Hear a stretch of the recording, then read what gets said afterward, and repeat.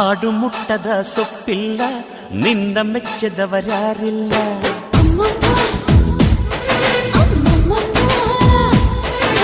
ಜೇನಿಗಿಂತ ಸಿಹಿ ಬೇರಿಲ್ಲ, ನಿನ್ನ ಮುದ್ದಿಗಿಂತ ಸಿಹಿ ಬೇಕಿಲ್ಲ.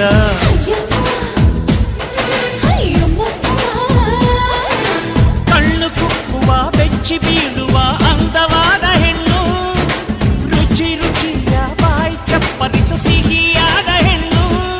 ಅಯ್ಯೋ ತಿಂದು ಬೇಗಿದರು ಆಸೆ ತೀರದ ಪಂಚಾಮೃತ ಇವಳು.